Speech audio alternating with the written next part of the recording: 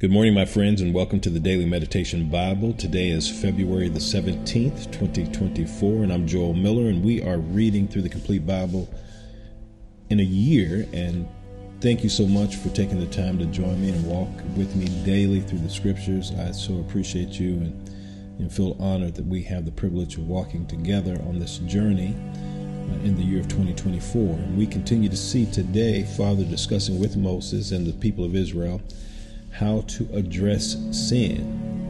In short, he's giving them a sin consciousness. Be aware of your sin, and also teaching them that there's consequences for sin. There has to be a sacrifice. There has to be judgment for our sin, for their sin. And at that time, that those consequences were bringing a sacrifice without blemish, a quote-unquote perfect sacrifice, or to atone for those sins. We also see in the New Testament Jesus hanging out with people who religious leaders wouldn't be caught dead with, at least not in public. And we see that Jesus is a God who is much different from any understanding of Godhood that was displayed in the earth prior to his arrival. So without further ado, in the Old Testament today, our reading begins in Leviticus, the 4th chapter, beginning in verse 1 through Leviticus, the 5th chapter, verse 19. We are continuing today in the book of Mark, beginning in chapter 2, verse 13 through chapter 3, verse 6, and then moving on to the Psalms, chapter 36, verses 1 through 12, and finally Proverbs, chapter 10, verses 1 and 2. So beginning in Leviticus chapter 4. I have a son whose name is Levi. So beginning in Leviticus chapter 4, beginning in verse 1. And the Lord spoke to Moses, saying, "Speak to the people of Israel, saying, if anyone sins unintentionally in any of the Lord's commandments about the things not to be done, and does any one of them, if it is the anointed priest who sinned, thus bringing guilt on the people, then he shall offer for the sins that he has committed a bull from the herd without blemish to the Lord for a sin offering. He shall bring the bull to the entrance of the tent of meetings before the Lord, and lay his hand on the head of the bull, and kill the bull before the Lord. And the anointed priest shall take some of the blood of the bull, and bring it to the tent of meeting. And the priest shall dip his finger in the blood, and sprinkle part of the blood 7 times before the Lord in front of the veil of the sanctuary. And the priest shall put some of the blood on the horns of the altar of fragrant incense before the Lord that is in the tent of meetings, and all the rest of the blood of the bull he shall pour out at the base of the altar of burnt offerings that is at the entrance of the tent of meetings. And all the fat of the bull of the sin offering he shall remove from it, the fat that covers the entrails, and all the fat that is on the entrails, and the 2 kidneys with the fat that is on them at the loins, and the long lobe of the liver that he shall remove with the kidneys, just as these are taken from the ox of the sacrifice of the peace offering. And the priest shall burn them on the altar of burnt offerings. But the skin of the bull and all its flesh, with its head, its legs, its entrails, and its dung, all the rest of the bull, he shall carry outside the camp to a clean place, to the ash heap, and shall burn it up on a fire of wood. On the ash heap it shall be burned up. If the whole congregation of Israel sins unintentionally, and the thing is hidden from the eyes of the assembly, and they do any one of the things that by the Lord's commandment ought not to be done, and they realize their guilt when the sin which they have committed becomes known, the assembly shall offer a bull from the herd for a sin offering, and bring it in front of the tent of meetings. And the elders of the congregation shall lay their hands on the head of the bull before the Lord, and the bull shall be killed before the Lord. Then the anointed priest shall bring some of the blood of the bull into the tent of meetings, and the priest shall dip his finger in the blood and sprinkle it 7 times before the Lord in front of the veil. And he shall put some of the blood on the horns of the altar that is in the tent of meetings before the Lord. And the rest of the blood he shall pour out at the base of the altar of burnt offerings that is at the entrance of the tent of meetings. And all its fat he shall take from it and burn on the altar. Thus shall he do with the bull. As he did with the bull of the sin offering, so shall he do with this. And the priest shall make atonement for them, and they shall be forgiven. And he shall carry the bull outside the camp and burn it up as he burned the first bull. It is the sin offering for the assembly. When a leader sins, doing unintentionally any one of all the things that by the commandment of the Lord his God ought not to be done, and realizes his guilt, or the sin which he has committed is made known to him, he shall bring his offering, a goat, a male without blemish, and he shall lay his hand on the head of the goat and kill it in the place where they kill the burnt offerings before the Lord. It is a sin offering. Then the priest shall take some of the blood of the sin offering with his finger and put it on the horn of the altar of burnt offering and pour out the rest of the blood at the base of the altar of burnt offering. And all its fat he shall burn on the altar like the fat of the sacrifice of peace offerings. So the priest shall make atonement for him for his sin, and he shall be forgiven. If anyone of the common people sins unintentionally in doing any one of the things that by the Lord's commandment ought not to be done, and realizes his guilt, or the sin which he has committed is made known to him, he shall bring for his offering a goat, a female without blemish, for his sin which he has committed. And he shall lay his hand on the head of the sin offering and kill the sin offering in the place of burnt offering. And the priest shall take some of its blood with his finger and put it on the horns of the altar of burnt offerings and pour out all the rest of its blood at the base of the altar. And all its fat he shall remove as the fat of the lamb is removed from the sacrifice of peace offering, and the priest shall burn it on the altar on the top of the Lord's food offering. And the priest shall make atonement for him for the sins which he has committed, and he shall be forgiven. If anyone sins in that he hears a public adjuration to testify, and though he is a witness, whether he has seen or come to know the matter, yet does not speak, he shall bear his iniquity. Or if anyone touches an unclean thing, whether a carcass or an unclean wild animal, or a carcass of unclean livestock, or a carcass of unclean swarming things, and it is hidden from him, and he has become unclean, and he realizes his guilt, or if he touches human uncleanliness, or whatever sort of uncleanliness it may be with which one becomes unclean, and it is hidden from him, when he comes to know it and realizes his guilt, or if anyone utters with his lips a rash oath to do evil or to do good, any sort of rash oath that people swear, and it is hidden from him, and when he comes to know it and he realizes his guilt in any of these, and confesses the sin he has committed, he shall bring to the Lord as his compensation for the sin that he has committed a female from the flock, a lamb or a goat for a sin offering, and the priest shall make atonement for him for his sin. But if he cannot afford a lamb, then he shall bring to the Lord as his compensation for the sin that he has committed 2 turtle doves or 2 pigeons, one for the sin offering and the other for a burnt offering. He shall bring them to the priest, who shall offer first the one for the sin offering. He shall wring its head from its neck, but shall not sever it completely, and he shall sprinkle some of the blood of the sin offering on the side of the altar, while the rest of the blood shall be drained out at the base of the altar. It is a sin offering. And then he shall offer the second for a burnt offering according to the rule.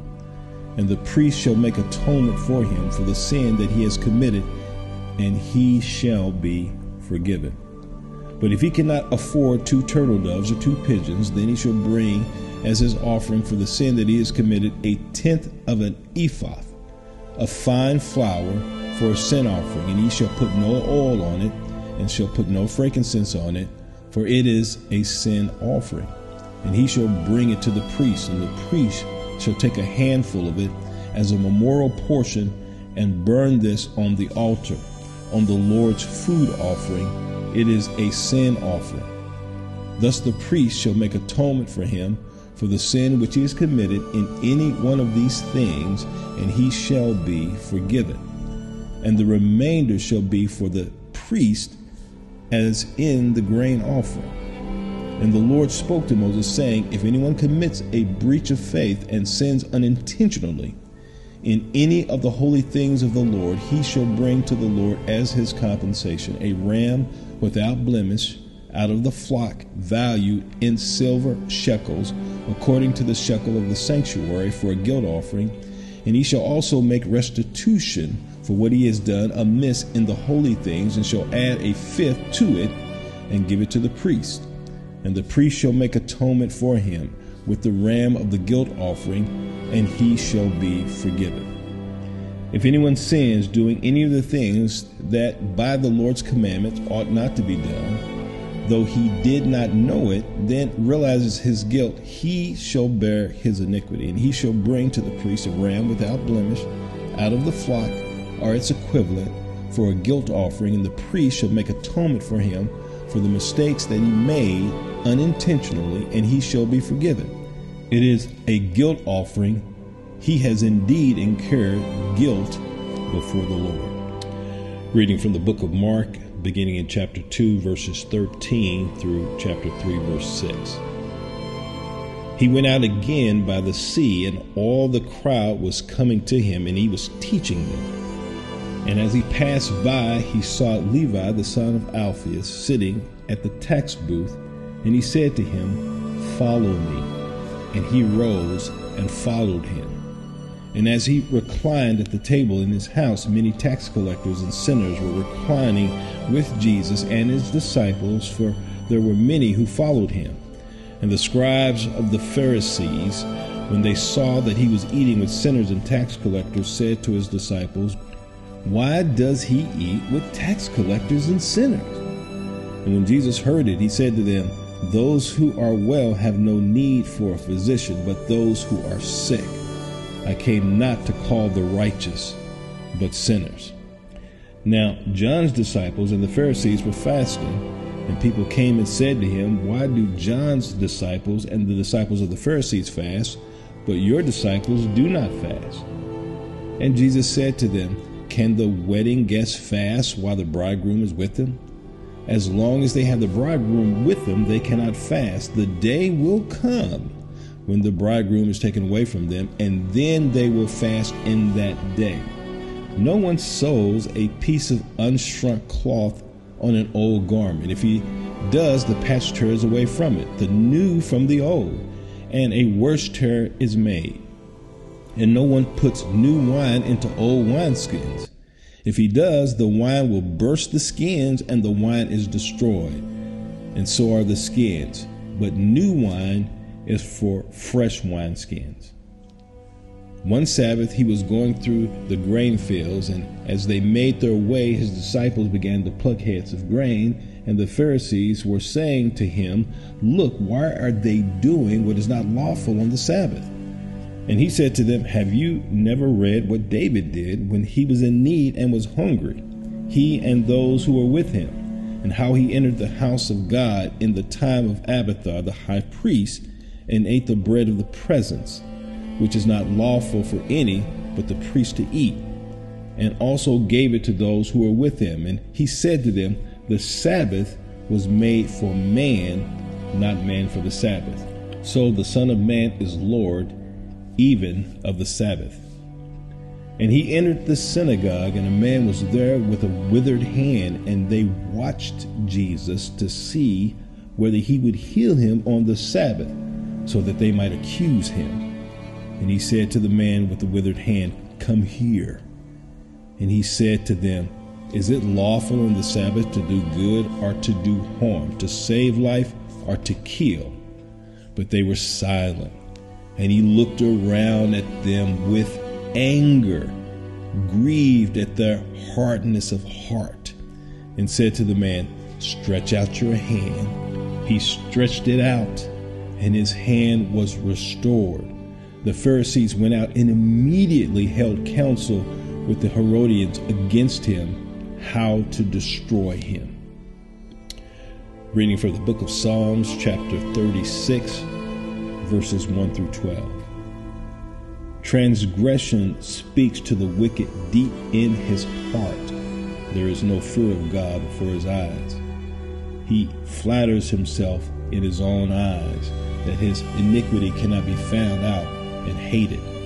The words of his mouth are trouble and deceit. He has ceased to act wisely and do good. He plots trouble while he's on his bed. He sets himself in a way that is not good. He does not reject evil. Your steadfast love, O Lord, extends to the heavens, your faithfulness to the clouds. Your righteousness is like the mountains of God. Your judgment are like the great deep. Man and beast you save, O Lord. How precious is your steadfast love, O God. The children of mankind take refuge in the shadow of your wings. They feast on the abundance of your house, and you give them drink from the rivers of your delight. For with you is the fountain of life. In your light do we see light. Oh, continue your steadfast love to those who know you, and your righteousness to the upright of heart. Let not the foot of arrogance come upon me, nor the hand of the wicked drive me away. There the evildoers lie fallen. They are thrust down, unable to rise. And finally today, Proverbs, the 10th chapter, verses 1 and 2. A wise son makes a glad father, but a foolish son is a sorrow to his mother. Treasures gained by wickedness do not profit, but righteousness delivers from death. You know, today, what a wonderful and powerful display of just the life of Christ. You know, one of the reasons why I started this journey of reading through the scriptures was to engage my heart as I walked with the Lord.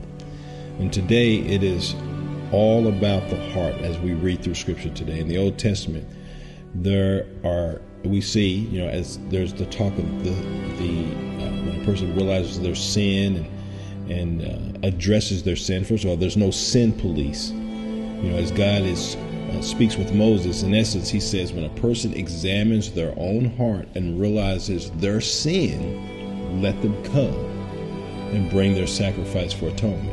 He's not saying let someone else bring them. Hey, I saw your sin. I recognize your sin. Let me bring you. No, he says when you recognize your sin by seeing into your own heart, it is what it means to walk with me. You bring atonement for your sin because you're a heart walker. And Jesus sat and ate with professed sinners and people who worked in professions that were hated by people, but their hearts, it's interesting, I wasn't there. I wish I could have just been there and been a part of that to see that their hearts, as they sat, were open to him. And this is fascinating because in our culture today, Jesus is a joke. He is a joke. You know, he is, and his ways are just foolishness. You know, but even people who follow him, are considered to be out of date, antiquated, foolishness. We see even with sports figures, when they mention the name of Jesus, often the media just cuts it out. But these men and women who were considered to be the filth of the earth, their hearts were open to him. And they were not there with him because of money or notoriety. They were there because they wanted to be with Jesus.